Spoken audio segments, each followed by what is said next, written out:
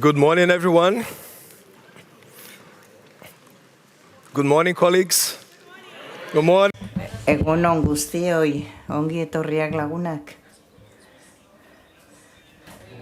Oso ondo, hasiera emango diogu orain, batzar honetako azken bilkurari. Idea da, gaur, eztabaidatzea, nola aurrera egin dezakegun aurrera, adineko pertsonekin, adiskidentzan. Atzo, konpromesu hitzaren etimologia begiratzen egon ginen, eta oso interesgarria iruditu zitzaidan. Hitz honek bere sustraiak komitere, hitz latinoan edukitzeagatik batu, konektatu, kombinatu eta konfiantza eduki. Hori esan nahi du, eta horrek harritu egin nintuen, eta nik hizkuntza latino bat hitz egiten dut, baina harritu egin nintuen. Konpromesuaren esanahiak ere begiratu nituen, eta konpromesu bat antza norbaiti edo zerbaiti leiala izateko konpromesua da. Osoko bilkura honek azalduko du nola adineko pertsonekiko mugimendu lagunkoia nola sendotu gaitezken elkarrekin. Estrategia nazionalak, hiri mailako ekintzak, erregio mailakoak, komunitateen lanak, beraz, eragile desberdinen esperientziak ikusiko ditugu. Eta ikusiko dugu nola konpromesua alineatuek, nola aurrera pausua ekarri dezaketen. Eta baita ere, mugimendu lagunkoiak nolako konpromesua daukan adineko pertsonekin. Eta horrela, gure panelisten, gure aurkezleen saioak entzungo ditugu lehenik. Beraz, agenda oso betea daukagu eta saiatuko gara erreserbatzen denbora, baita ere zuen galderetarako gero. Beraz, atzerapen handirik gabe. Hitza pasatuko diogu Nazio Batuetako Amal ordezkariari. Mundu mailan estatu kideek beren egin dituzte konpromesuak nipa bezalako akordioen bidez. Zure ikuspegitik, zer esan nahi dute konpromesu hauek praktikan gaur egun, eta non ikusten dituzu aukerarik gehienak herrialde guztietan indarrean sar daitezen. Egunon guztioi, eskerrik asko Tiago antolatzeagatik mai inguru hau eta galderari buruz esan dezaket zenbat eta gehiago pentsatu erantzuten zailagoa iruditzen zait. Erantzuna espero dezagunaren baitan dago. Pentsatzen badugu, gobernuak elkartuko direla, erabakiko dutela zer behar den, zer egin behar den, nola egin behar den, eta gero hori tokietara eramango dela oso decepzionatuak sentituko gara. Alderdian hitzeko konpromesu hauek pentsatzen baldin badugu aztertuko dutela elementu desberdin nola eragiten duten gizabanakoengan, berehala baita ere decepzionatuak sentituko gara zeren alderdian hitzeko akordio horiek ez dute hori lortuko. Egiten dutena xumeagoa da, baina oso garrantzitsua da baita ere. Sortzen dute espazio hori trukeetarako gure ikuspegiak partekatzeko eta zahartxoari buruzko funtsezko edo oinarrizko gaiak partekatzeko. Zahartzea ez da beste politika baten bezala. Ni Geminis naiz, eta nik uste dut baita ere zahartzea Geminizen dela. Zeren nik begiratzen dut eta oso binarioa iruditzen zaite. Aukera bat da, edo hau arazo bat da, esperientzia personal bat da, edo politika publiko bat da. Zer ikusia dauka ziklo fiskalekin, edo zahartzaroaren ekonomia bultzatzen du 3 trilioi dolar balioko duena, edo giza eskubideen kontu baten da. Nola kudeatu behar da? Mundu mailan edo tokiko mailan. Eta pertsonengan ere horlaxe ikusten dut. Edo agintea daukagu, edo badaude pertsona txiroagoak eta albo batera uzten direnak. Zahartzaroa benetan ez da eseri nahi txusen hor eta geldik egon. Ez, kontzeptu oso konplexua da. Eta ez du formala izan nahi, pixka bat nik bezala. Eta aipatu dudanari zalantzak gehitzen diot, politikoa, finantzieroa, teknologikoa, orain bizitzen ari garen hain zuzen. Jendeak erakunde lokal, nazional, alderdia anitzekoetan konfiantza du, baina demografia ez da zalantza tiarra. Prozesu politikoren zai ez da egoten, hemen dago, eta munduko herrialde ia guztiek iparre globalean, ego globalean transizio hori abian jarri dute zahartzaroaren demografiaren transizio hori. Eta orduan geruza asko daude, erritmo desberdinean dijoaz transizio horretan, baina norabide berean. Hori garbi eduki dezagun. Eta 3 maila demografiko ikusiko ditugu. 80 urtetik gorakoak gehiago izango dira umeak baino. Ez ezagun hau ahaztu. Joan den hilabetean Legok egin zuen zerbait harrigarria. Eguneratu egin zen. Ospatu zuten beraien sortzailearen 100 urtekoa. Eta badaukate Legoren kutxa hori adineko pertsonentzat. Ze uste dut, Lego kongi ulertzen duela zahartzaroa. Eta geruza gehiago. Adineko pertsonak oso anitzak dira. Eta nola ikasi dut nik. Egunero garraio publiko hartuz, nire semearekin txikiagoa zenean, ikastetxetik jasotzen nuenean, autobusa hartzen nuen, lehenengo postuak libre uzten nituen, erabili nahi dituzten beste pertsonentzat uzten direlako, eta ni ondorengo eserlekuetan esertzen nintzen. Autobusa oso bizkor ateratzen da, eta niri erakutsi zidaten, nire eserlekua adineko pertsonei uzten, baina New Yorkekoek beste lezio batzuk eman dizkidate. Pertsona batek eskerrik asko esaten dit, aulkia uzten diodanean, ez da ala? Beste pertsona batzuk esaten didate ez, eskerrik asko urrengo geltokian jaitsiko naizelako. Oso pertsona desberdinak daude, ez batzek esaten di, eske oraintxe ebakuntza egin didate belaunean, baina gero eseri bai, baina zutitzak kosta egiten zaiolako beste emakume bat, etorri zen takata batekin, eta aulkian eseri zen, eta esan zidan, ze ondo, eta horla takata hemen ondoan uzten dut, eta espazio gehiago uzten dut, belaunaldi desberdinetako pertsonentzat autobusa erabiltzen duten beste pertsona horientzat. Eta pertsona batek behin oio egin zidan, zergatik uzten didazu, zerlekoa zer pentsatzen duzu naizela niri aulkia uzteko, eta orduan galdetu nion, eseri nahiko zenuke? Eta orduan, gauza asko ikasi ditut, eta besterik gabe aulkia libre uzten dut, adineko pertsona bat pasatzen bada, erabili dezan galdetu beharrik ere gabe. Esperientzia hauekin guztiek niri pentsarazten didate aukeretan. Alegia, konpromesu hori praktikara eramateak zer suponitzen duen, edo suponituko luken. Pentsatzen dut, atzerantze bidaiatzen badugu, orain 25 urtera, adibidez, uste dut gauza asko pasatu direla.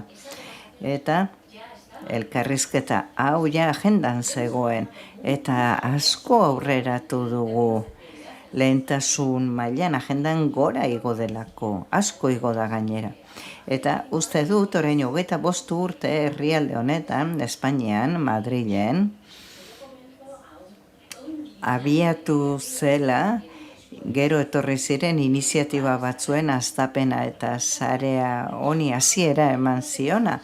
Eta beraz uste dut konexio hauek, guztion arteko konexio hauek, gobernantza sistema alderdian hitzeko funtsezkoa da elkarrizketa honek jarraitu dezan mundu guztian, eta ondorioak mundu guztian eduki ditzan. Espero dut nire erantzunak lagunduko zizuela guzti honen konplexutasuna ikusteko. Eta oso pozik entzungo ditu eta maianen nirekin daudenei. Eskerrik asko Amal.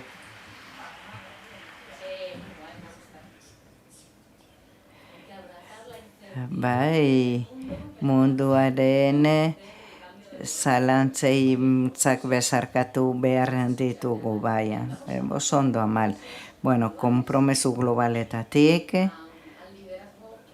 lidergotza regionalera pasatuko gara. Eta horretarako Luis Shell Thomasen daukagu, ongizate zentro nordikoaren zuzendaria. Ezagutzen ez baduzue, zentro hau da gure ekosisteman afiliaturik berrienetako bat.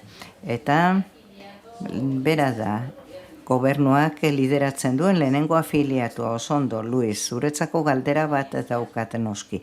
Zure esperientziarekin, zerk funtzionatu ongi orain arte lankidetza sustatzerakoan, herrialdeen arteko lankidetza sustatzerakoan, eta batez ere, zein dira zuen datozen lehentasunak lidergotza erregionala gehiago sendotzeko? Eskerrik asko Tiago, eskerrik asko ongi etorri atsegin honegatik zarera, eta aurkeztu nahi dizueten nire zentroa eta esplikatu zer egiten dugun baso honen barruan, ja sortuta daukazuen baso honetan. Bai, aurkezpena funtzionatzen duen, bai, ongi ikusten da, ongi. Zein da? Guk hartzen dugun erregioa, 28 milioi pertsona hartzen ditu. Danimarkatik, adibidez, Groenlandiara arte dijoan. 0,1 lauko dentsitatea dauka Groenlandiak. Beraz, ikusten dugu alde handiak daudela. Hauek zifrak dira. Baina, gustatzen zaite aurkeztea, ikus dezazuen zer nolako aldeak dauden erregio nordikoan bertan. Finlandia oso azkar zahartzen ari den herrialdea da, Europan gehien zahartzen ari den herrialdea da, eta erregio honetan gaude, 2040an, biztanlegoaren 70ak 75 urtetik gora izango ditu, eta Finlandia ja egoera horretara iritsi da zenbait tokitan. Egoera oso desberdina daukagu beraz, 8 herrialdek osatzen dugu Nordic Welfare Center, Holande uarteak barne. Guzti hau ez dizuete diapositibetan jarri, baina uste dut ideia bat horrela badaukazuela. 12 ministro dauzkagu, alor desbernietan lan egiten dutenak, eta zentro nordikoan ministroen kontseilu bat daukagu, lan egiten dugu asunto sozialetan, eta gai sozialetarako ministro nordikoa da kontseilu bat, 1971an lanean hasi zena, Helsinkiko itunak eman zion hasiera erakunde honi. Plataforma bat, gara, lankidetzarako plataforma bat, eta gure agindua beraz da lankidetza bultzatzea, hori apoiatzea, konexioak sustatzea dituen artean maila desberdinetan, administratiboan, baita ere udalerriak kontuan hartzen ditugu, ikerlariak. Esplikatuko dut hau guztia xeago gero, eta lana egiten dugu, antzemanez dauden ezagutza arrakalak eta baita eragile nagusiak ere, eta horrela ezagutza zabaldu dezakegu. 12 erakunde gara, ministroen kontseilu nordikoan, eta hor badauzkagu ikerketa erakundeak, biltzen dituztenak adibidez haziak bermatzeko etorkizunean existituko direla. Gure daukagun agindua da topak gune bat izatea, eragile asko elkartuko dituen leku bat izatea, erakunde bat izatea. Afiliatu berriak gara, badakizue, orain sare globalean gaude, hiri eta komunitate lagunkoiekin, eta guk 27 hiri dauzkagu barruan, nik pertsonalki lan egiten dut sartze gaietan, baina beste batzuk lan egiten dute elbarritasunarekin, gazteen erabekin eta bar. Nordic Welfare Center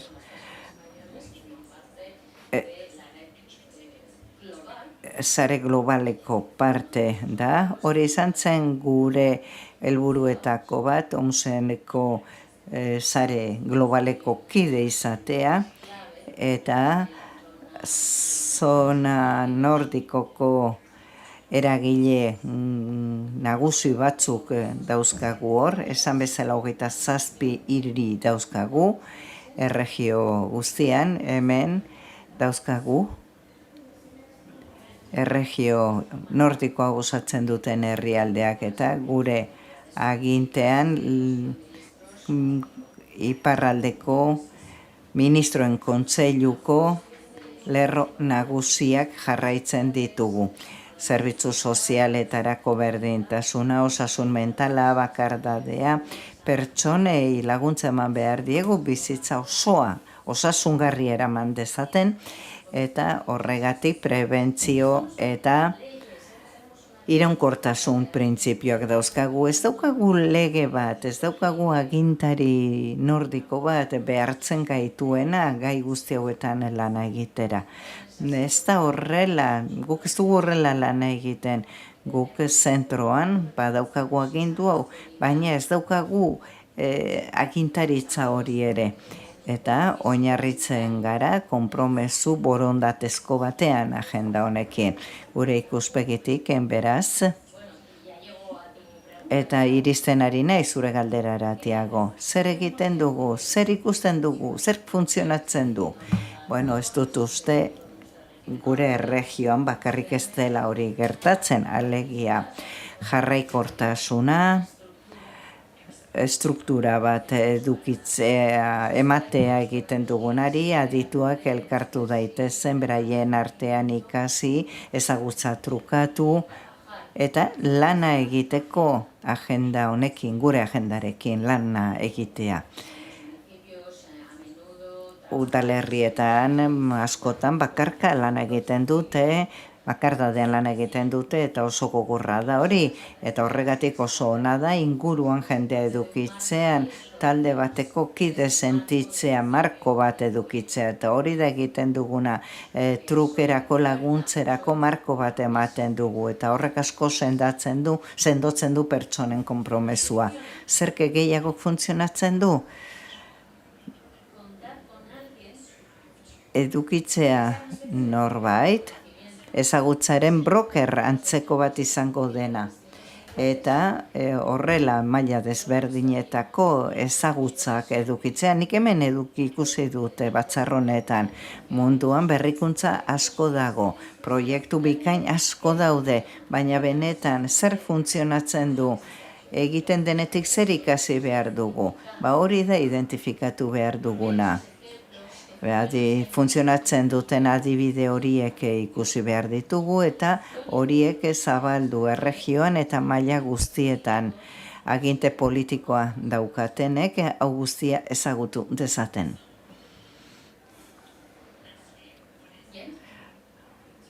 Ongi. Eta zeri ematen diogu lehentasuna afiliatu gisa? gauza askotan zentratu gaitezke. Lehenik, ikusi nahi ditugu erregioan dauzkagun erronka estrukturalak. Guri langileak falta zaizkigu, adineko pertsonen zaintzarako adibidez, formazio gehiago, formazio maila handiagoa behar dugu. Eta horregatik ari gara orain aurrera eramaten proiektu bat, proiektu aurrerago dijoanean gehiago kontatu alko dizuet edo interesatzen baldin bazaizuen nirekin jar zaitezkete harremanetan. Badaukagu baita ere migrazioaren bidez irizen zaizkigun adineko pertsonak, ez dira talde homogeneo bat, ikusten dugu osasun erronka handiak daudela, baita ere bakardade mailakoak, egoera hau ezagutzen duzue. Eta egiten ari garena da, talde hau komatxo artean integratzea. Bat dauzkagu, zentzu honetan lan egiten dutenak, Noruegiako ordezkariak, seguru beraiekin lan egin ahal izan duzuela. Eta 5 hiri, sare honetako 5 hiri daude hemen ordezkatuak, eta egiten dugunari buruz askoz gehiago kontatu diezazkizuete. Eta bukatzen dute esanez, saiatzen gara egiten dugun guztia konektatzen, iparraldeko herrialde mailan, baina ni honetako foruetara etortzen naiz, baita begirada zabaltzeko ikasteko zer egiten den nazioarte mailan. Egin nahi duguna zera da, lagundu modu esanguratsuan eta sistematikoan, adineko pertsonei laguntzen dizkien iniziatibetan. Egiten dugun guztia ebaluatu ere egin behar dugu eta zentzu honetan espero dugu komunitate globalari gure ekarpena egitea. Eta hemen bukatzen dute, ez dute hemen bukatzen. Promo bat egin behar dut. Iparraldeko erregioan egiten dena ezagutzea gustatuko alitzaizueke. Hau kongresu baten da, Kopenhagen iaz egintzen, eta hemen daukagu kongresu horren txostena joan den astelenean argitaratu zen, eta eskura dago, deskargatu dezakezue gure web horritik, eta udalerri askoren aurkezpena dago orain, hemen uzten dut, eskerrik asko. Eskerrik asko, Luis. Oso garrantzitsua da guretzat Nordic Welfare Center bezalako zentroak edukitzea gure sarea zabaltzeko. Eskerrik asko, Luis, eta noski irakurriko dugu txosten hori. Orain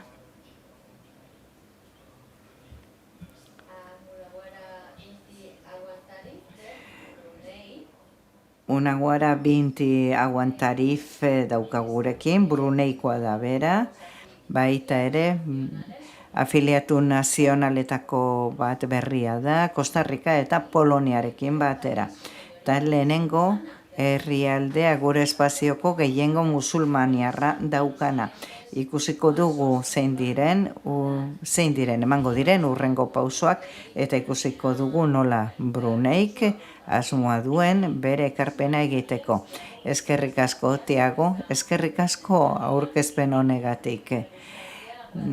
Eskerrak eman nahi dizkiet, gonbidatu nauten guztietik, Bruneitik nator munduko beste aldetik, 30 urte pasatu ditut bidaiatzen onera iristeko, baina oso pozik nago zuek guztiak ikusteagatik, eta omsi eskerrak bere laguntza guztiagatik.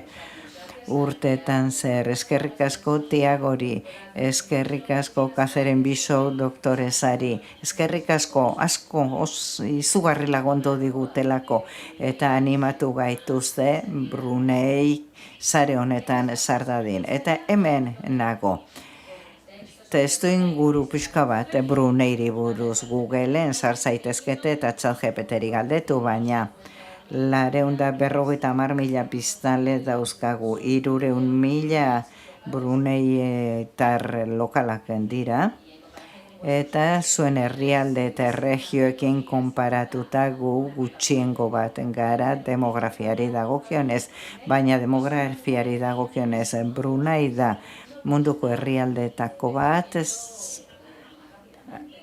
azkarren zahartzen ari denetako bat, eta egiatan 7 urtetan pasatuko gara izatetik herrialde bat zahartze prozesuan dagoenetik benetan herrialde zahar bat edo zahartu bat izatera.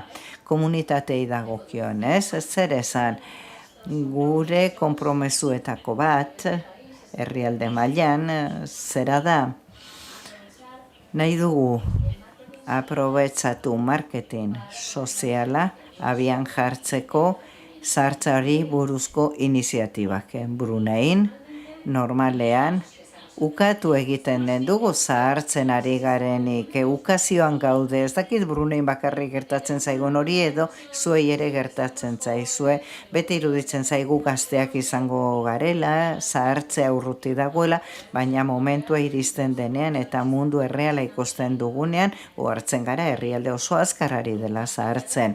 Eta afiliatu bezala, beraz, nahi dugu lana egin, maila politikoan, publikoarekin esplikatzeko zer den zahartzearen gai hau eta zer diren komunitate lagunkoiak zeren Brunein hau kontzeptu berria da. Eta jendea ez dago familiarizatua kontzeptu honekin. Beraz, digeritu egin behar da apur bat eta jendeak ulertu egin behar du komunitate lagunkoien garrantzia. Beraz, komunitate mailan lan egin behar da, gobernu mailan, mundu guztiak, adineko pertsonak ere jakin dezaten hau zer den Brunein, abantaila badaukagu txikiak garela, eta sare oso gertuko baten daukagu, elkar ezagutzen dugu, naiz eta ordu betera bizi izan, pertsona batetik ordu betera bizi izan, ezagutu egiten duzu.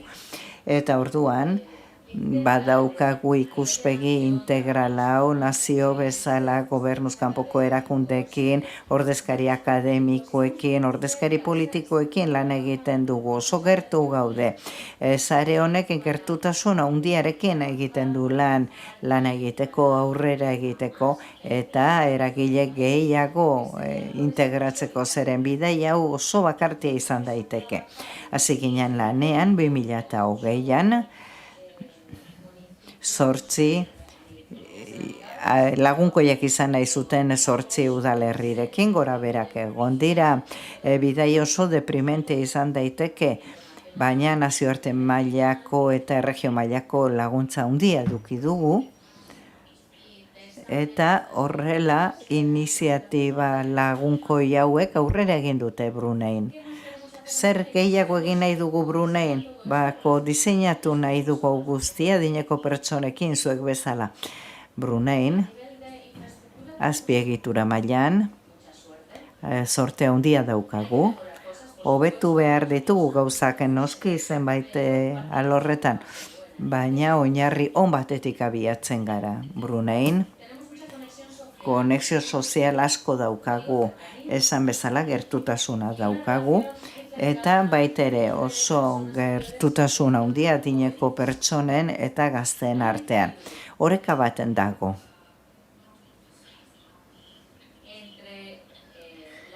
Oreka baten dago belaunaldi desberdinen artean.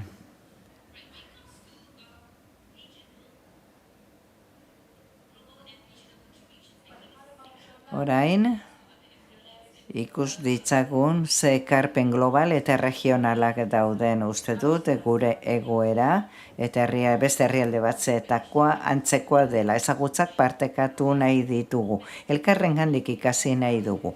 Eta egiten duguna, guk egiten duguna Brunein, mentoria elkarrekin egiten dugu. Guk lan egiten dugu, gure auzokoekin, Malasia eta Singapurrekin, baita ere lanean egon direnak alor honetan, beraz oso garrantzitsua da elkarrizketa bat edukitzea, beide berdinari ekiten ari diren herrialde hauekin, gero partekatu ahal izateko ezagutza hau praktika honak beste herrialde batzukin. Eta gero, hiri bikien programa bat daukagu. Hiri bakoitza, hiri guztiak dira desberdinak beren ingurunea, beraien errealitatea daukate, denak dira desberdinak, hori egia da. Baina milaka hiriren artean egongo dira hiru agian oso antzeko ezaugarriak dauzkatenak. Eta garrantzitsua da hiri horiekin konektatzea, bide hori elkarrekin egiteko bidaia ez dadin hain bakartia izan, hain gogorra izan. Guk beti begiratzen dugu Singapurrera, baina Singapur guregandik oso aurreratuta dijoaz, eta guk beti ikusten dugu atzetik goatzala. Singapurren erritmoa jarraitze oso zaila da. Singapur helburu bat izan daiteke, baina behar dugu bat izantzeko sistema bat, alegia beste hiri batzukin lankidetzan aritu behar dugu pixka bat paretsu joateko. Eta gero, lan egin behar dugu, baita ere, plataforma digitalarekin, badakigorra zer esan nahi duen, eta gero baita ere adimen artifiziala ere erabili beharrean gaude, zeren adimen artifiziala hor dago, onartu behar dugu, eta erabili behar da adimen artifiziala modu egoki batean, onurak eskaintzeko gure herrialdeari, aurre egiteko erronka desberdinei. Zahartzaroak erekin zer ikusia daukaten erronkei. Herrialde eta hiri bezala prestatuta egon behar dugu aurre egiteko datozen mega joera hauei. Prestatuta egon behar dugu orain etorkizunerako. Erabiliaz adimen artifiziala erraztu dezakegu ezagutza trukaketa. Hizkuntza desberdinak dauzkagu, ezta? Denok hitz egiten ditugu hizkuntza desberdinak, eta lehenengo aldiz joan naiz kongresu batera euskera, portugesa, ingelesa, frantsesa, abar hitz egiten dira. Orain arte kongresuetan ingelesa bakarrik hitz egiten zen, eta hizkuntza muga horiek gainditzea oso garrantzitsua da. Askotan daude muga horiek, eta garrantzitsua da horiek gainditzea.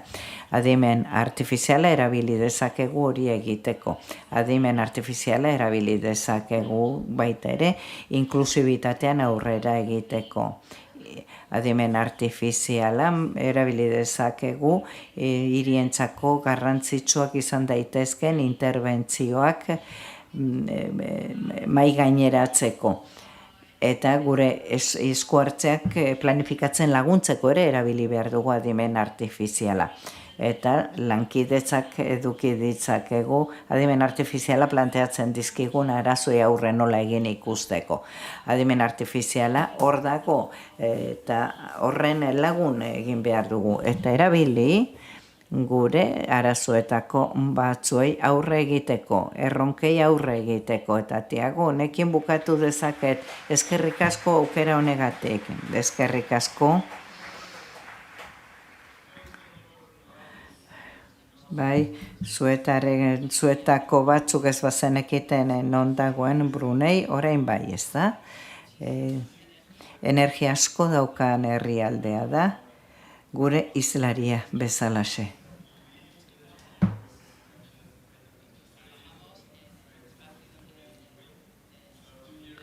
Komunitate lagunkoien espazioan adineko pertsonekin lan egiten duzueno badakizue seguru non dagoen Brunei. Eta orain Nicola Waterways entzungo dugu adineko pertsonekiko estrategiarako Manchesterreko eremuan lana egiten du, eta aipatuko dizkigu ze pauso emango dituen aurrerantzean. Eskerrik asko, Tiago. Eskerrik asko aukera honegatik. Egun on guztioi. Eskerrak eman nahi dizkizuet zuei guztioi lehenik. Eskerrik asko zuen ekarpenengatik, azken egunetako ekarpenengatik, saio formaletan bai, baina baita saio zain formaletan ere, pasilloetako elkarrizketetan ere. Lehenengo aldiz etorri naiz kongresu honetara, nahiko berria naiz, eremu honetan, 7 urte bakarrik daramatzat eremu honetan lanean, zuetako asko urte gehiago daramatzazue. Eta benetan zoragarria da zuen pasioa gai honekiko sentitzen duzuen pasioa sentitzen zutea eta asko ari naiz ikasten hemen. Eta oso eskuzabalak izan zarete. Oro har, egiten ari garenari buruz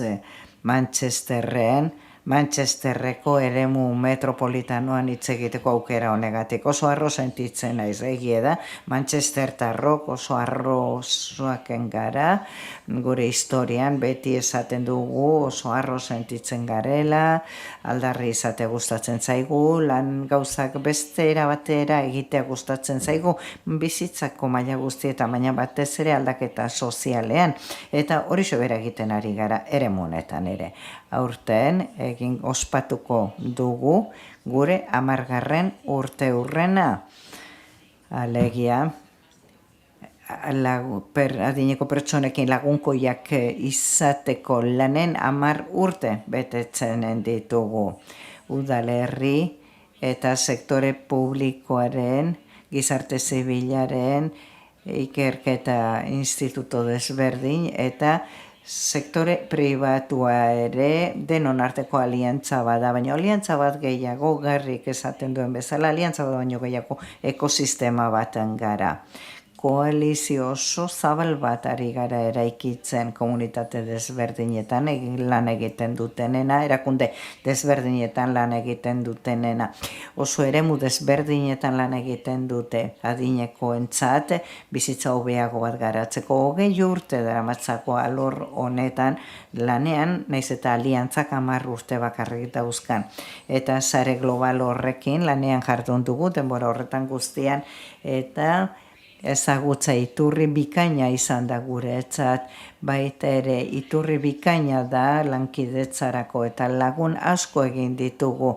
Beti ari gara amabilitatea zizketan, bai, guk ere lagun asko egin ditugu hemen. Beraz, urte betetze garrantzitsua da, 10 urte, beraz, hain urte muga garrantzitsu baten denean, garrantzitsua da lortu duguna erakustea eta pentsatzea zer egingo dugun etorkizunean.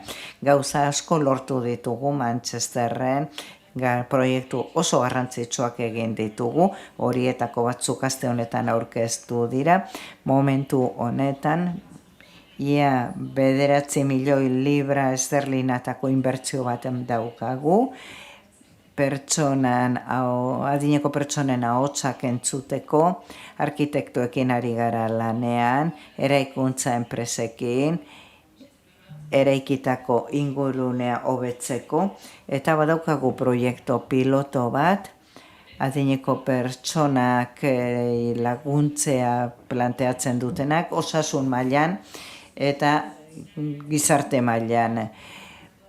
Saiatzen ari gara gezurtatzen zenbait mito estereotipo gizartean egoten direnak, ongizatea hobetu dugu, osasuna, kulturarako irisgarritasuna, etxe bizitza hobetu ditugu baita ere, eta pobretzia mugatu nahian gabiltza jendeak dagozkion baliabideak eduki ditzan bizitza hobeago bat edukitzeko.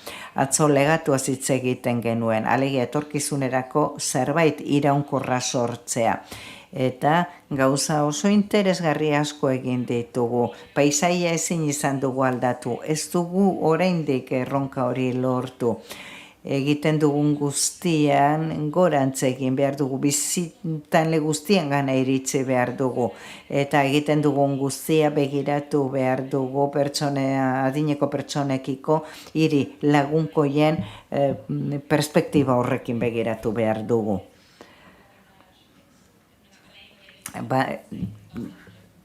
Bizi esperantza batazbestekoaren azpeitik da, Erresuma Batuan dagoen batazbestekoaren azpeitik daukagu guk. eta baita ere entzun dugun bezala, badauzkagu erronka global oso esanguratsuak aurrerago landu behar ditugunak, zatiketa desberdintasunak, larritasun klimatikoa eta teknologiaren abiadura eta adimen artifiziala izango dira gure erronkak. Baina garrantzitsuena da, badakigu sinisturik gaude etorkizunean egin beharrekoa elkarrizketekin jarraitzea dela. Hitz egin behar dugu jakiteko zer esan nahi duen gehiago bizitzeak, hobeto bizitzeak eta nola adaptatu egokitu egoera berrietara. Nahasi hauetan aurrera egiteko erdian jarri behar ditugu adineko pertsonen ahotsak eta esperientziak eta gure ekosistema barruan lankidetzan jarraitu behar dugu. Eta horretarako behar ditugu evidentzietan oinarrituta egon behar dugu. Eta maila globalean egin behar dugu lan lortzeko. Urrengo fase honetan konprometiturik gaude mugimenduarekin. Bazkide leialak izango gara mugimendu honetan eta saiatuko gara denok batera itxaropen gehiago sortzen. Tiagorekin hitz egin dugu eta adostu dugu garatuko dugula proposamen bat gure zonan bikaintasun zentro bat edukitzeko eta zentro hau saiatuko da transferitzen gure zonan ikasi dugun guztia, evidentziak bilduko ditu, sendotuko ditu, etorkizuneko jardueretarako, hobetuko dugu gure jarduerek, gure hiritarrengan daukaten eragina. Faro bat bezala izango da gidatuko gaituena, ur hain nahazietan, etorkizuneko ur nahazitu hoietan, portu seguru batera, igeri iritsi gaitezen, eta zuekin denokin egitean nahi genuke bidaia hori. Eskerrik asko, Nikola, pozik gaude Manchester handiarekin lanean ari garelako faro handi hori garatzeko. Egia da, Manchester ja argi izan dela dagoeneko eta etorkizunean faro formakoa izango da danoi lagunduko diguna. Eskerrik asko, Nikola. Orain, Manchester handitik, zona izugarri handi eta komplexu horretatik, Peskuenza izeneko tokiragoaz, eta Constancio Rodríguez Martín daukagu, Peskuezakoa, Espainiarra, eta itzeginko digu ekintza oso zehatz bati buruz, beraiek Peskuezan egin dutena, eta konpromesu hori urteetan irautea lortu dute. Eskerrik asko antolatzailei mundu rurala ere, nekazari mundu ere ikusi dadin hau bezalako foru batean. Eta eskerrik asko harrera eginten digun hiriari. Peskueza, Extremadurako, Kazerazko herri bat da, Portugalko mugatik gertu, 150 biztanle dauzka. Neri kosta egiten zait esatea, hemen entzuten ditudan zifrak entzun eta gero. Eta hau diot gurea proposamen guztiz nekazari mailakoa delako, landa mailakoa dela.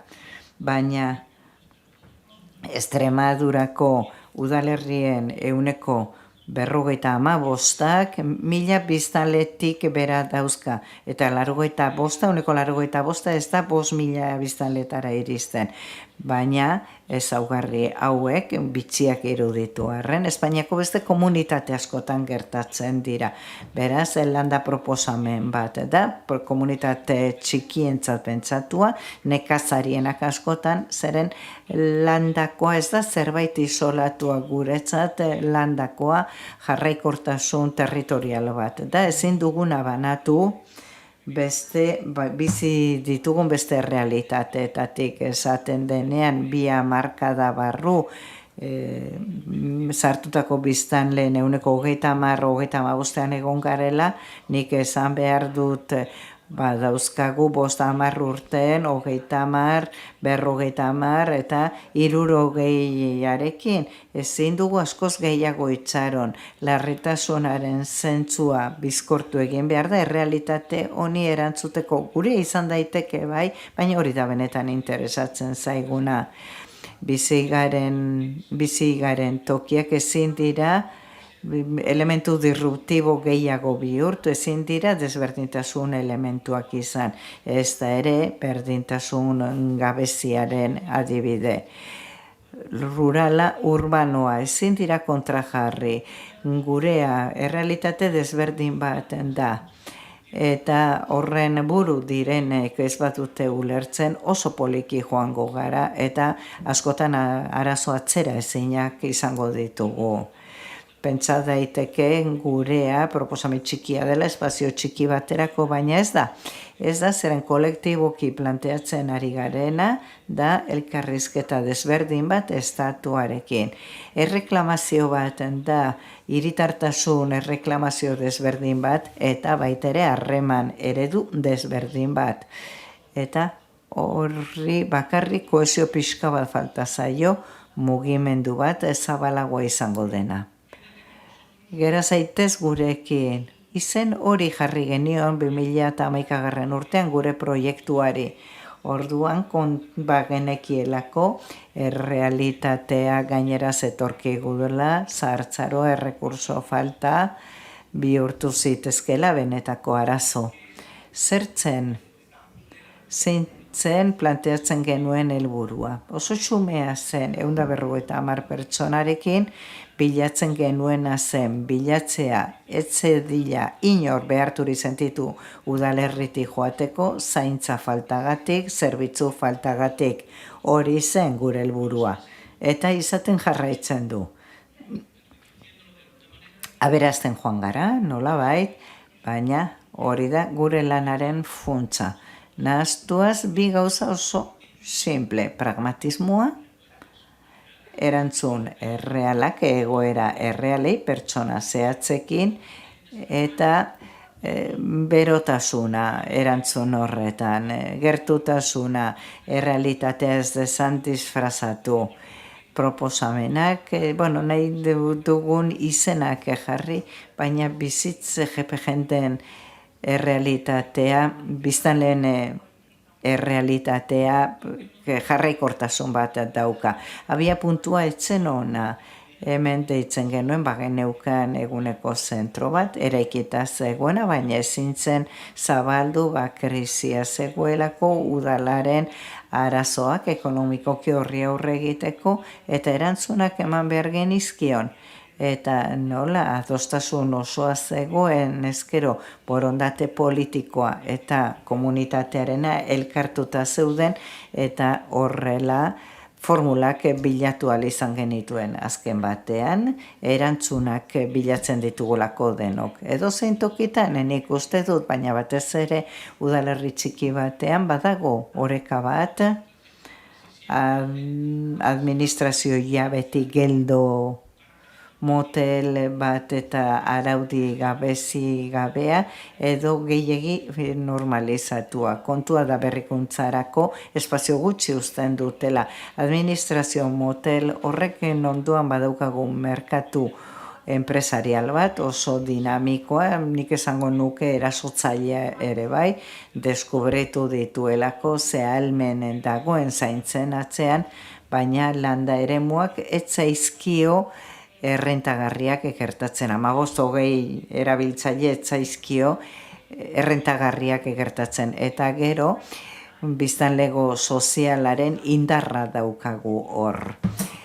Baina gurean, hiri txikietan hori txikia da. Baina bi elementu gehiago, normalean gure planifikazioetan azaltzen ez direnak, proiektuak egiten direnak, eta nik uste funtsezkoak direla.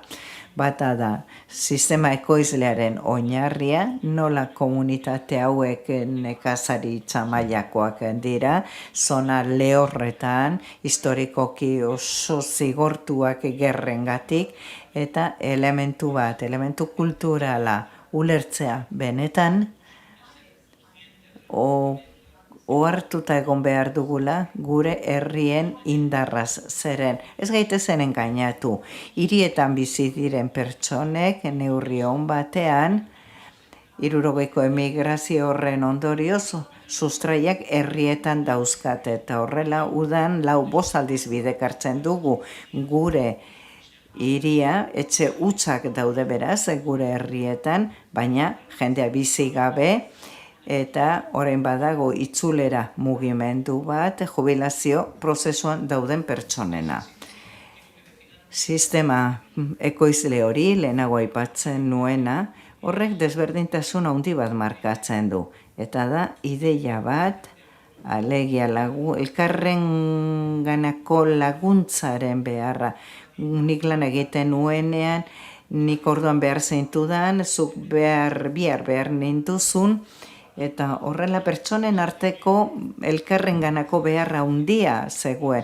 Eta orain ja, desagertu egin da, sistema produktiboa desagertu delako. Eta errealitate honen ondorioz, individualismoa beste erabatera presentatzen zaigu orain, eta harreman sozialak ere orain asko aldatu dira. Behar dugu ez bakarri jakitea zer, baizik baita ere nola egin.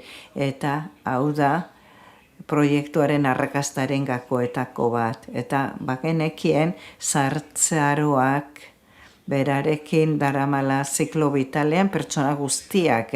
Egia da adin batean hamarkadak asko markatzen du, baino danokoekoaz zahartzen. Eta beraz, zen proposamen bat nahi eta nahi ez komunitatearen osotasunetik egin behartzena. Etzen proiektu bat adineko pertsonentzat, horiek kontuan gehien hartzen genituen arren, baizik komunitatetik egin behartzen eta komunitate guztiarentzat. Hemen askotan entzun da gure adinekoak zainduz, komunitate guztia zaintzen dugula, eta hori uste genuen guk, eta horregatik aurkitu genuen soluzioa, udalarekin batera, zinarekin beti joan garen eskutik, izan zen parte hartze hori hiri komunitate barruti planteatzea eta komunitatea protagonista izanik. Eta horrela, peskuezako lagunen elkartea sortu genuen. Eta horrela, edozein pertsonak, adina edozein zuelarik ere, integratu ziteken, eta ideia horri, konpromezu horri laguntza ematen zion. Horrela, pozarren esan dezaket, 120 bazkide dauzkagula, 150 biztanle dituen herri batean, onarpen maila altua beraz. Eta baita ere hori izan zen gure nortasun ezaugarriak lana egitea.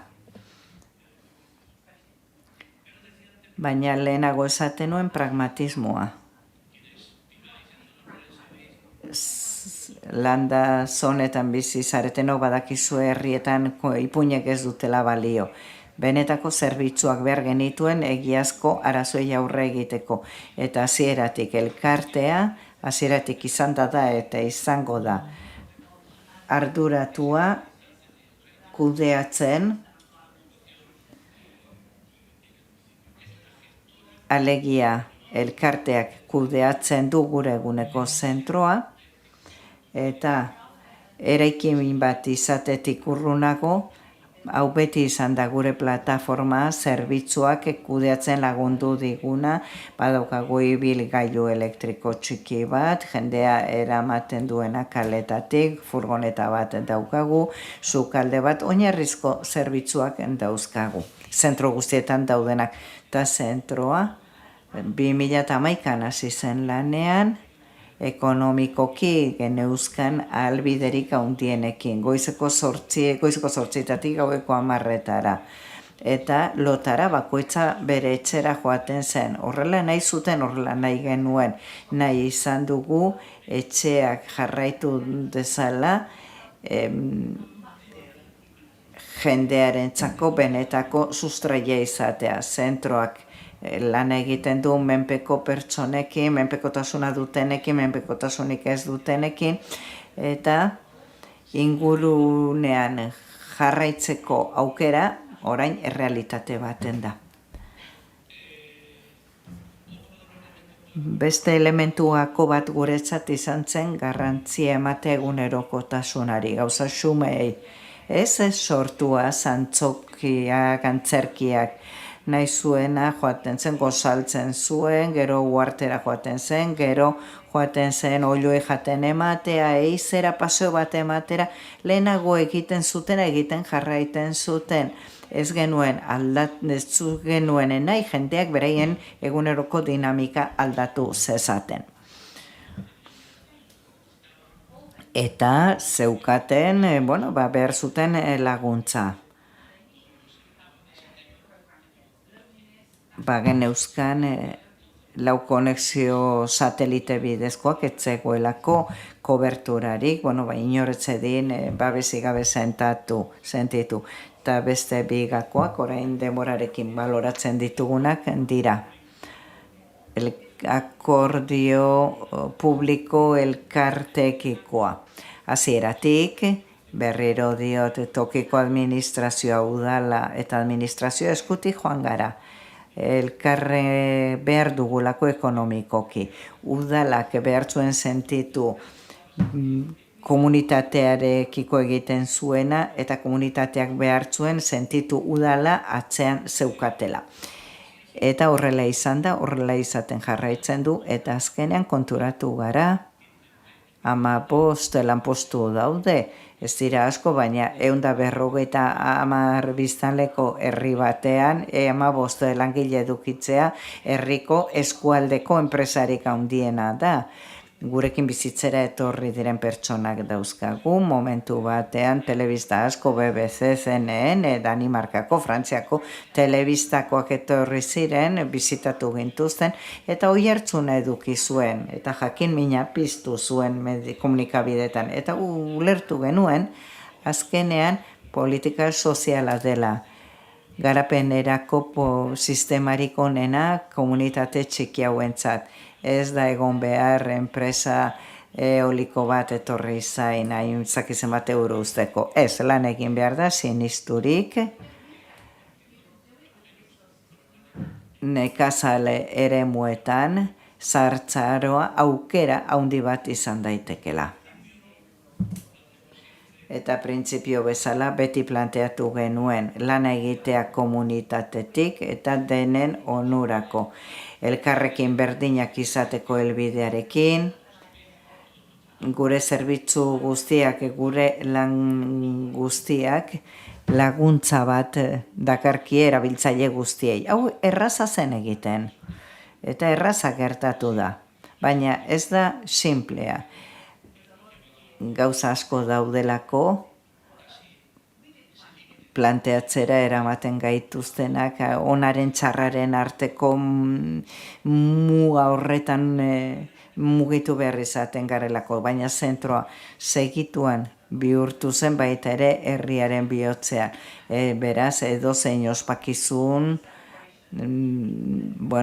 belaunaldi artekotasunak rentzako toki bat ere bada.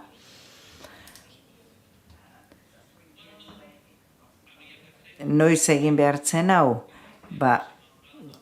Komunitateak bere beharrak heldu behar zituen, baliabideak eskatu behar zituen, poliki hasi ginen, zerbitzu erraz batekin, etxez etxeko laguntza zerbitzua, eguneko zentroa, gaueko zentroa, 5 gela eraiki ahal izan genituen, orain egoitza baten daukagu, zarrentzako egoitza bat, orduan zerbitzu bat gehiago daukagu zentroko erabiltzailentzat, baina beste baldintza batzuentzat parte hartu nahi duten beste herriko pertsonentzat ere, pelukeria, fisioa eta bar. Eta noski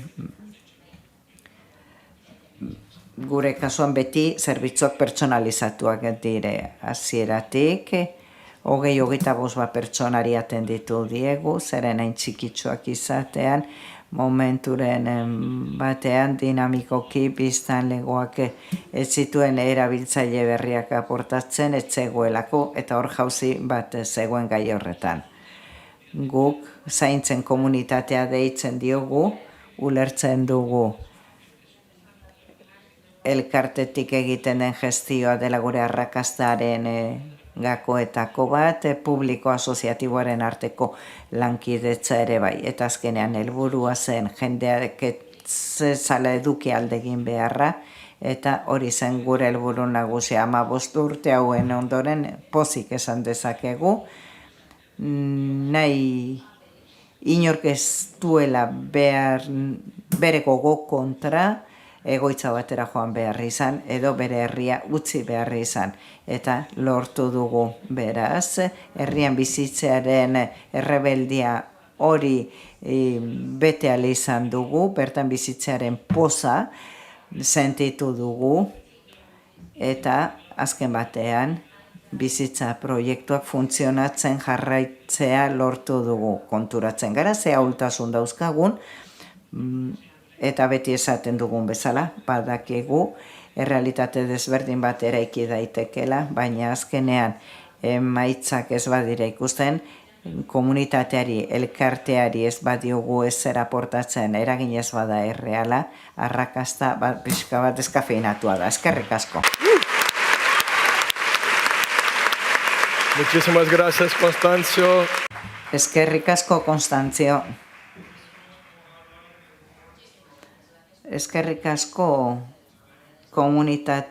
landa komunitateen garrantzia azpimarratzeagatik, landaren eremuaren eta protagonismo komunitario aldarrikatzeagatik. Eskerrik asko antzeko herri askorentzat ejemplo baten da, adibide baten da. Mundu osoko komunitate txikientzat. Eskerrik asko, Konstantzio, eta orain gatozen ikustera mundu akademikoaren garrantzia. Hemen unibertsitateen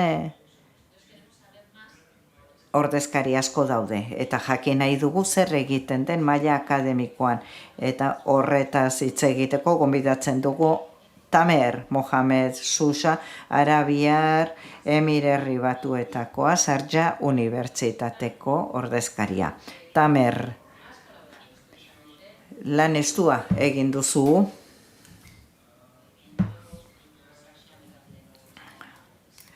Sharjah mugimenduarekin. Zein gogoeta egiten dizkiguzu erakutsiz mundu akademikoak nola sendotu ditzaken adineko pertsonen inguru lagunkoiak garatzeko. Eskerrik asko, Tiago. Azteko, eskerraken guztioi gonbidapen honegatik. Benetan zoragarria da pertsona inarrigarri guzti hauekin hemen egotea. Eskerrak, hemen zaudeten guztioi azken eguna badakiten ekatuta zaudetela. Nazioarteko kongresu batean gaude eta nazioarteko lankidetza hitz egiten dugu. Nik uste dut beste esperientzia batietatik asko ikasten dugula. Nik gaur ikasi dut adibidez zu Geminizarela. Eskerrik asko partekatzeagatik. Helburu berdina partekatzen dugu adineko pertsonentzat inguru lagunkoiak nahi ditugu osasuntsuak, parte hartzaileak, konprometituak izatea nahi dugu. Pozik egon daitezela pertsona horiek. Bizitzan konpromesu bat edukitzea nahi dugu. Hori da garrantzitsuena eta kultura desberdinetatik gatoz, herrialde desberdinetatik bakoitzak geure erara egiten ditugu gauzak. Perspektiba desberdinak dauzkagu zartzaroaz hitz egiten dugunean. Hau ez da kafea guztientzat. Sharjah Unibertsitatean bapatean konturatu nintzen, bazegoela gobernuaren bulego bat, hiri lagunkoientzat, zeren Sharjah hiri lagunkoi bat zelako eta jakin nuenean, hurbildu nintzen bertara, eta interesatu nintzen jakiteko abertzek finantziazio daukaten, ze iniziatiba zera matzaten. Jakine izan nuen baita ere, zemateraino diren eraginkorrak iniziatiba horiek. Eta hor hasi ginean hitz egiten. Hizketaldi batiekin genion hor.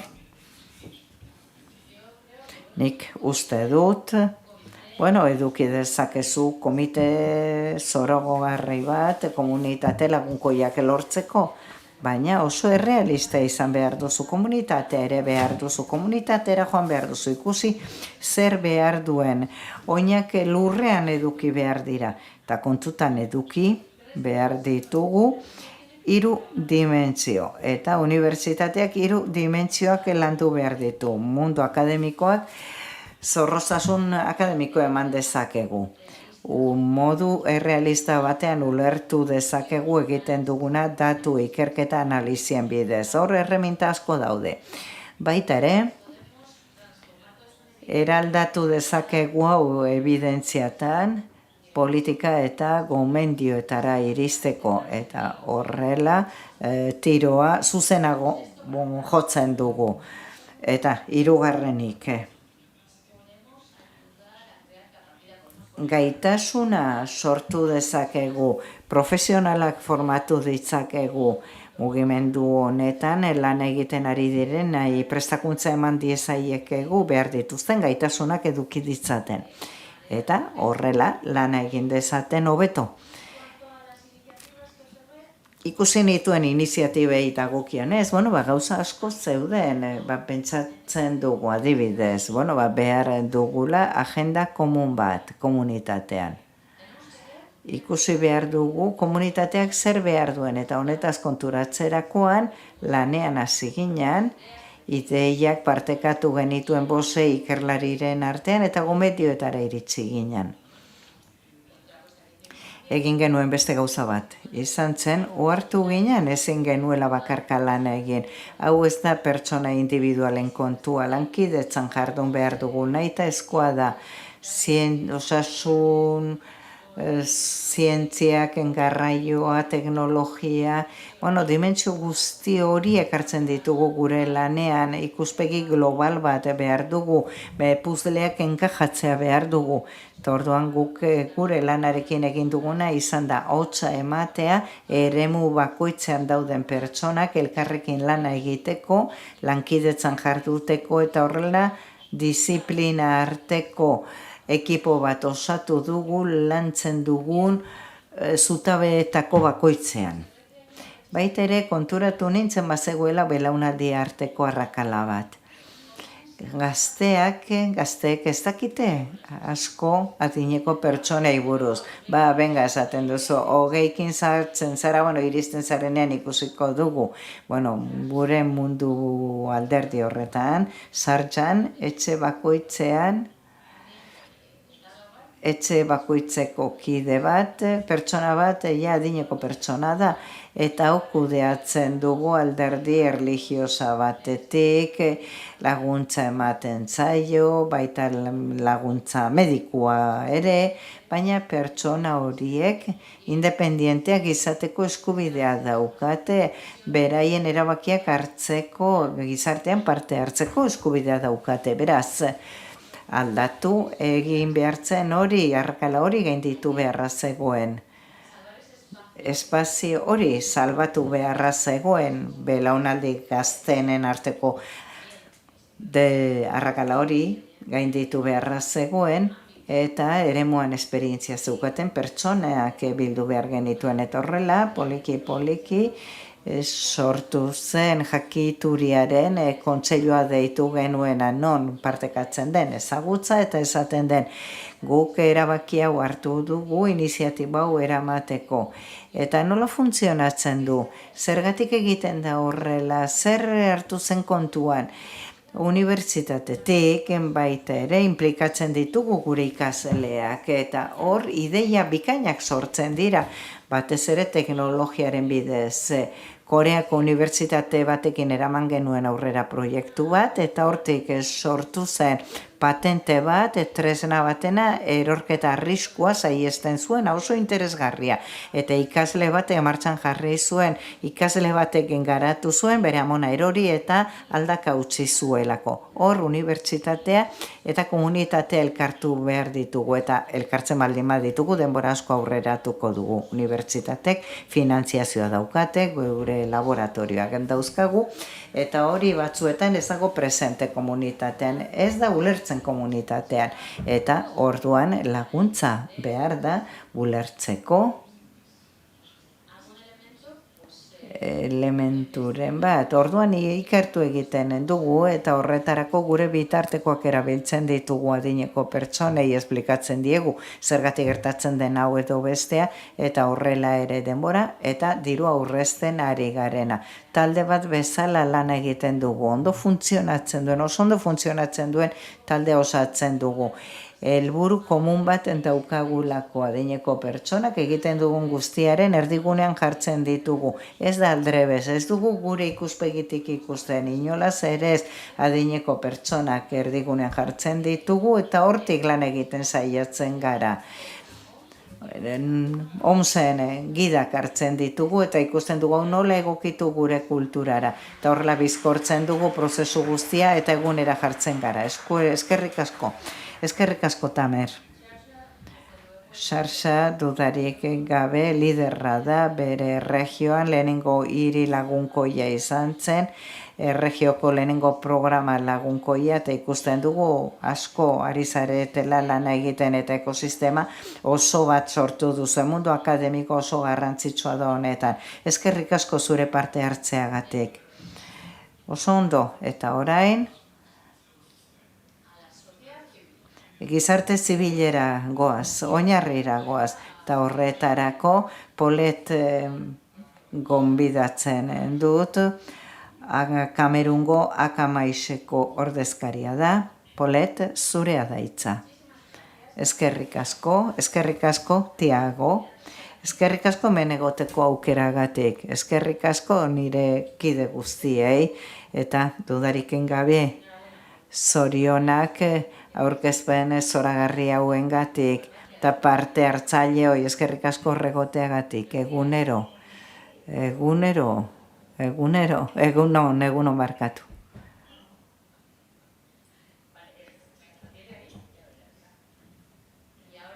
Eta orain gaian sar gaitezen.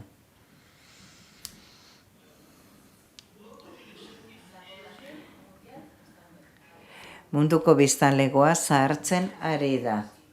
Eta aurrekaririk gabeko erritmoan egiten ari da. Ia 1.000 milioi pertsona zahartzen ari dira. 60 urtetik gora dauzkate eta portzentaia hori 2.100 milioira iritsiko da 2050 urtean. Ordurako adineko pertsonen 80% diru sarrera baxu eta ertainekin biziko dira, Kamerun bezala. Beraz, hau oso garrantzitsua da adineko pertsonen arazoei aurre egitea. Adineko pertsonak antolatu beharrean gaude, eta hau bereziki garrantzitsua da nekazal eremuetan. Komunitateek bermatu dezakete hartutako erabakiak benetako hobekuntza bilakatzen direla adineko pertsonen bizitzarako.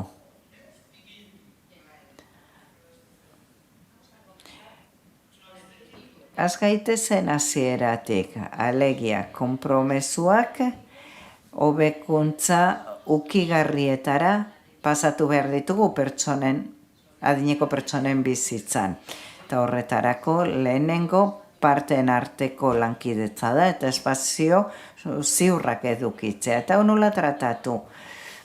Horretarako oinarrizko taldeak antolatzen ditugu landa eremuetan.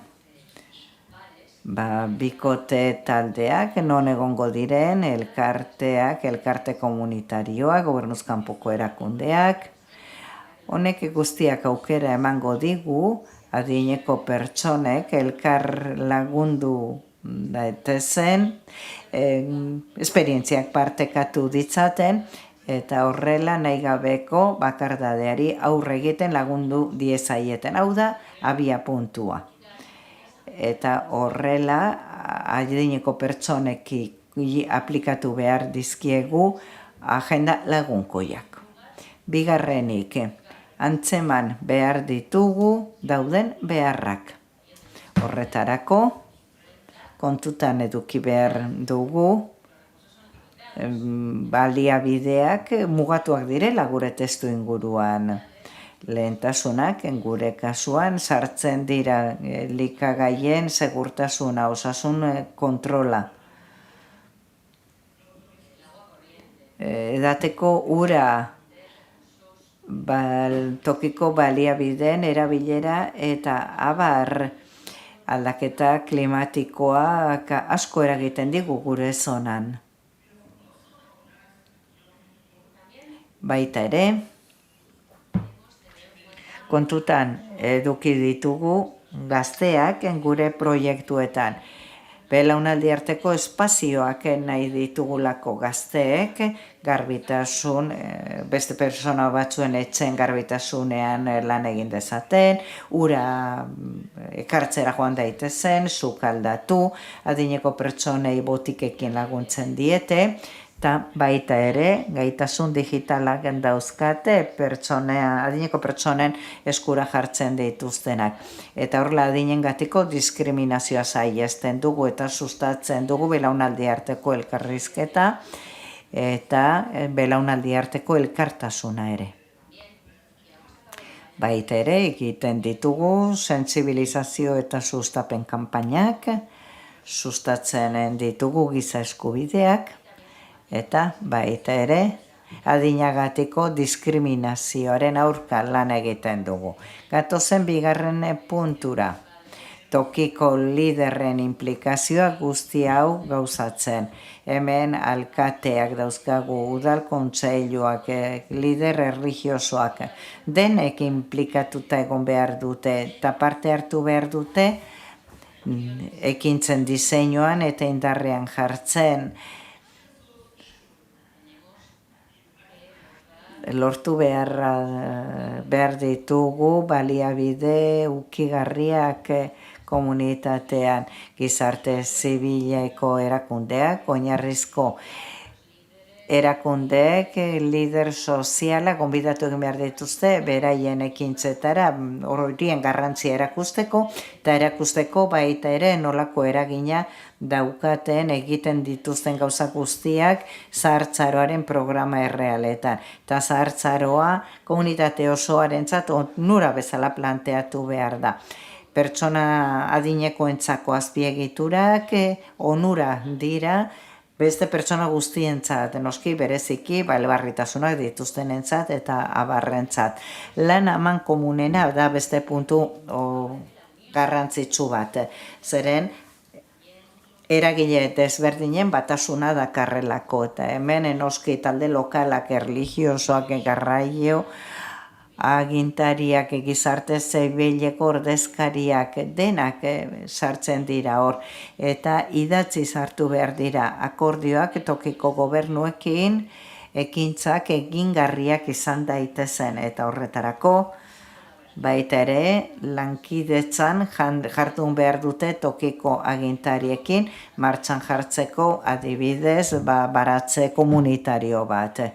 Eta nire aurkezpenaren bukaerara nator komunitateek, gizarte zibileko erakundeek, lider lokalek, paper garrantzitsua jokatzen dute adineko pertsonen eguneroko bizitzan batez ere, baliabide mugatuak dauden testu inguruetan, non oinarrizko iniziatibak elkartasuna eta aliantza lokala funtsezkoak diren aurrera egiteko.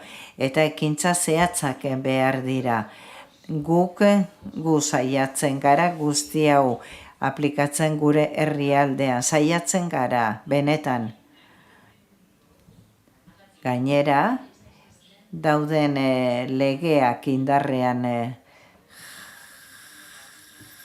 jartzeak, adineko pertsonen eskubidetan oinarritutako nazio batuen akordioaren konbentzio horren alde egitea garrantzitsua da.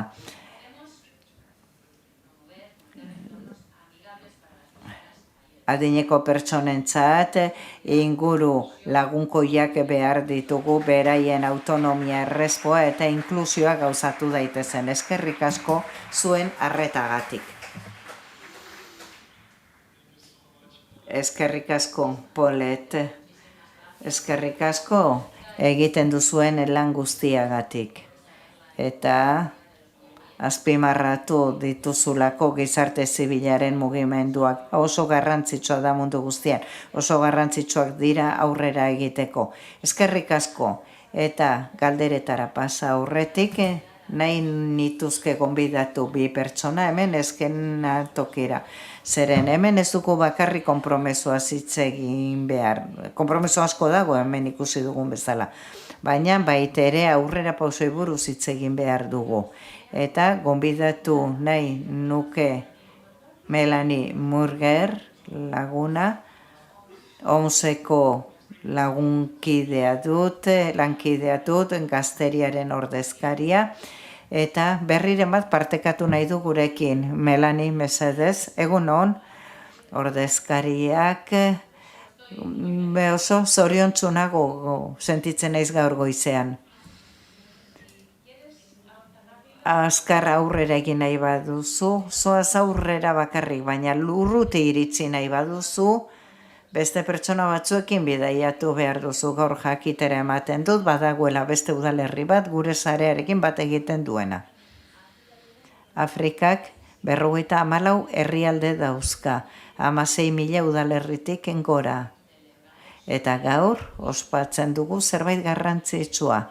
Badaukagu udalerri bat, Keniakoa, nire herrialdekoa, Kotika, konprometitu dena, bat egitearekin, sarearekin, eta oso azkarrari da aurrera egiten. Eta aurrera pauso horiek ez ditugu bakarrik ikusten Kenian, baizik baita Afrikan ere kontinente bezala, beraz, zorionak.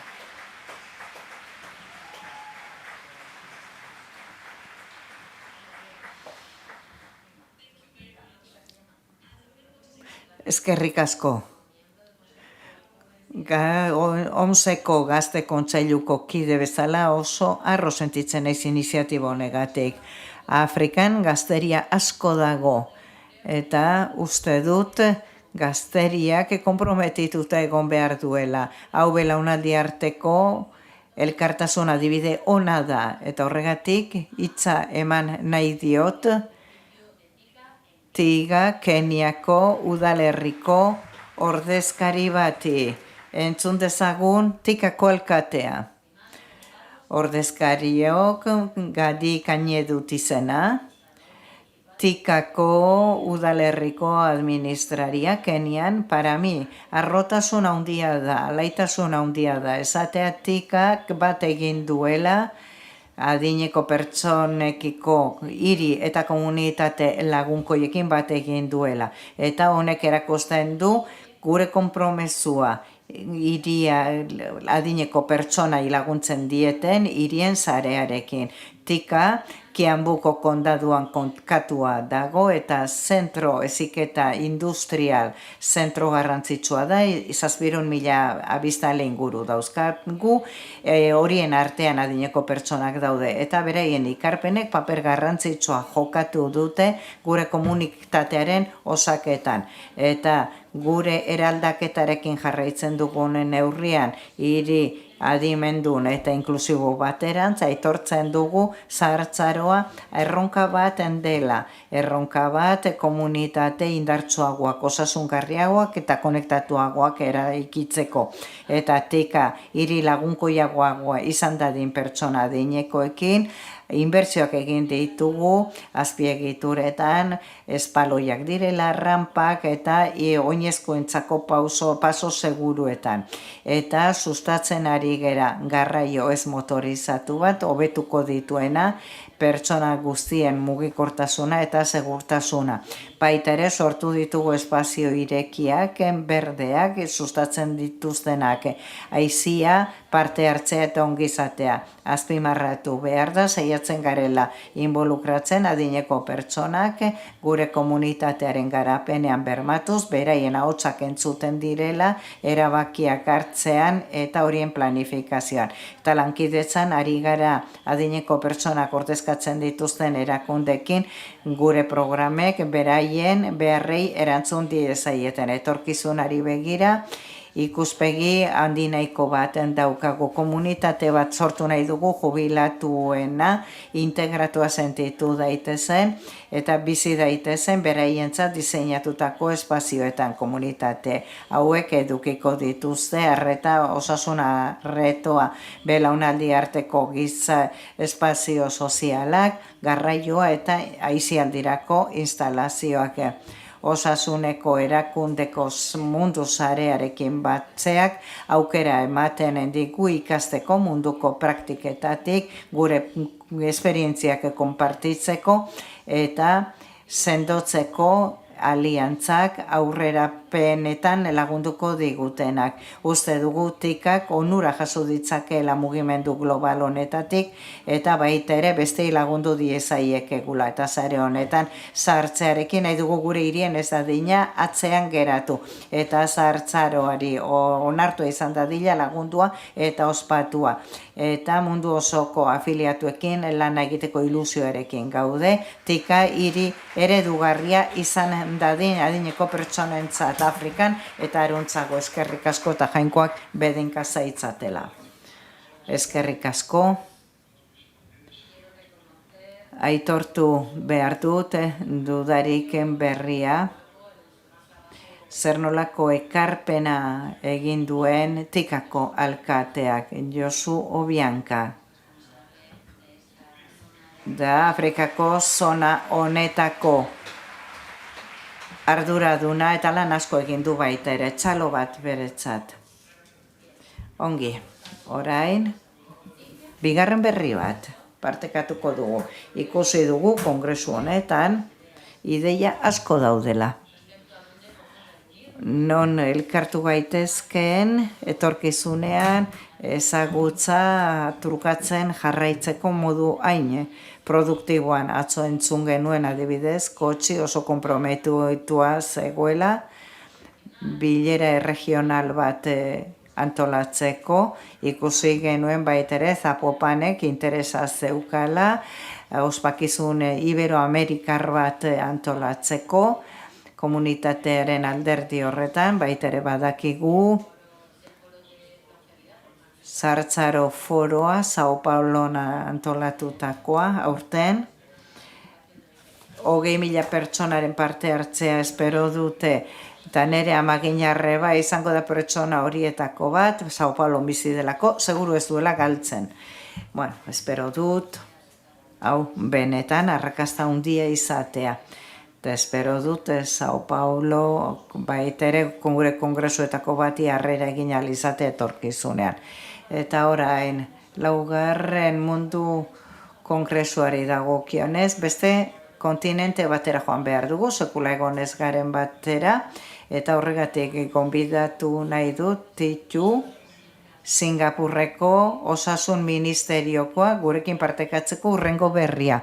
Eskerrik asko Tiago dut izena, Singapurreko osasun ministeriokoa naiz, eta hemen konpromezu eta aurrerapenei buruz hitz egiten ari gara. Eta harrotasunez esaten dizuet, 2028an Singapurren ospatuko dela kongresu hau.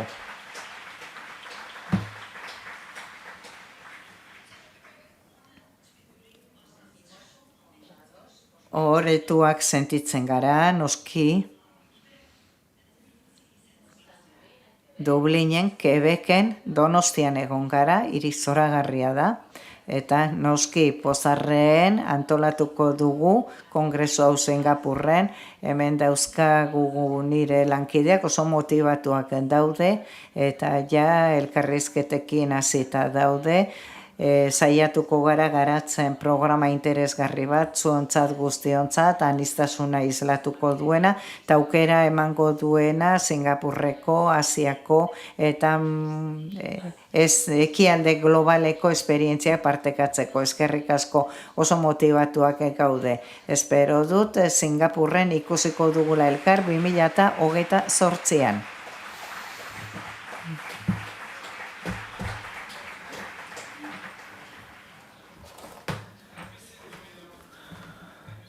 Eta, nola goaz denboraz, ez dakit oso ondo goatzean, baina uste dut denbora daukagula agian galdera baterako.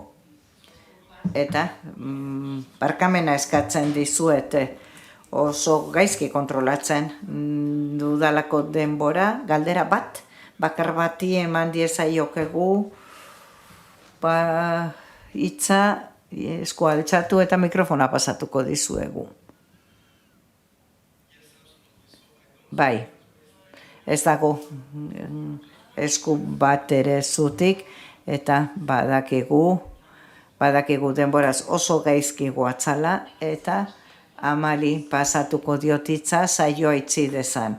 Eskerrik asko, Tiago, saio bikaina iruditu zait, eskerrik asko lagun guztioi. Azken mezu bat utzi nahi dizuet, pixka bat zirkuloa izteko. Eztabaidetan nik uste dut oso garbi geratu dela, zahartzaroak ez diola atenditzen bakarrik alor bati, baizik zeharkakoa dela. Eta zare ekintza plana, eraikitzen ari garen arkitektura horre guztiak osatzen du Madrildik atera zen ekosistema. Eta nik entzun dudan garapenetako bat, aurrerapenetako bat, azken egunetan, erlazionatua dago zahartzaro polo horrekin, zeinak kokatuko den Sao Paulon, hegoalde globalean kokatuko da. Eta iruditzen zait, sekula ikusi dudan iniziatibarik onenetakoa dela, zahartzaroari aurre nola egin jakiteko. Eta gero galdera desberdinak ere entzun ditu. Zer egiten ari gara honekin guretzat, behin eta berriz entzuten dut, eta Andrasko antropologoak behin esan zidan, iritsiko gara inflexio puntu batera, non aldaketa ez den izango agendan dagoen gai bat, baizik zentzu komuneko gai bat.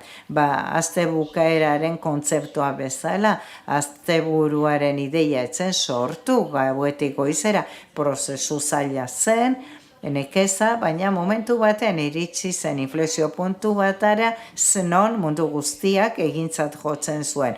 Horregatik uste dut inflexio puntu horretara iritsiko garela, eta ordura arte lanean jarraitu beharra daukagu.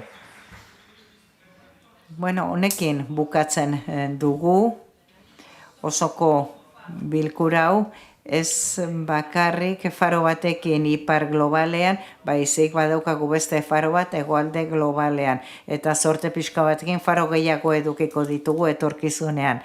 Lagunok bukatu aurretik, ohar batzuk eman behar dizkizuet, logistikari dagozkionak. Lagun bat etorriko da, orain zuekin partekatzeko, baina bukatu aurretik txalo bero bat gure izlariain bikainentzat.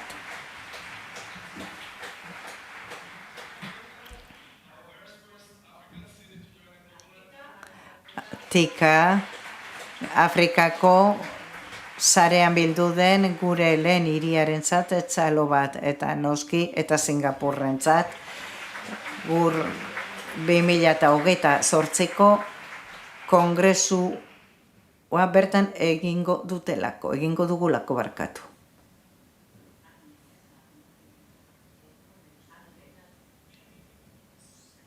Bai, mesedez,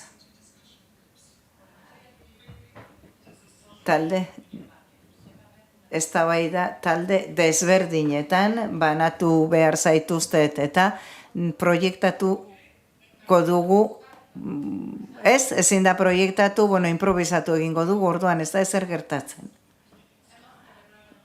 Iragana ospatu dugu, orain aztertu dugu, baina orain etorkizunaz hitz egin behar dugu gure sareat, gure komunitate lagunkoietaz, eta gero kafearen ondoren, eztabaida taldetan banatu behar dugu. Aber zainago azaltzen den diapositiba hori, baina bitartean lehenengo taldea daukagu, gazteleraz eta portugez hitz egiten dutenentzat, Patrizia eta Flor dauzkagu, moderatzaileak, bereik izango dira, zuek hemen izango zarete bigarren taldea, Melanie eta Ina, ingeles iztunaren za, 8. aretoan egongo zarete, gero Pie, Olivier eta Marirekin, frantsesez, 3. aretoan, eta gero badago 4. tale bat, Pamela eta Fatmarekin, Gulbilitzekoa postren aretoan egongo dena, eta baita ere ingelesez hitz egingo dute Nur eta Tome 5. taldean, 3. aretoan, frantses hiztunekin batera. 6. taldea Jonki eta Lisa, 9. aretoan, baita ere ingeles hiztunak, eta 7. taldea Andrea, Elena eta Eva, euskeraz hitz egingo duzue, eta horiek 10. aretoan egongo zarete. Ni hemendik nabil, gehiago jakin behar baldin baduzue, pantailan azaltzen ez bada, galdetu niri. Merit, eskerrik asko. Agian esan dezakezu aretoak hizkuntzekin. Ingelesa hitz egiten dutenak, ingelesa hitz egiten den edozein aretotara joan zaitezkete gaztelera eta portugesa, hemen, kafearen ondoren frantsesa, 3. euskera, 10. aretoan. Beste guztiak aukeratu ditzakezue, 8 postren sala, 9. sala. 3 dira, 3 areto. Ingeles hiztunentzat, eskerrik asko.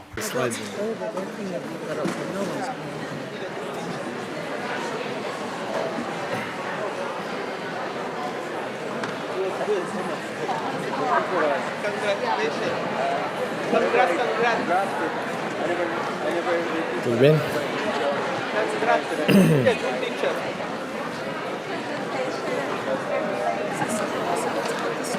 Say it again? Agustin is supposed to have sent you a slide.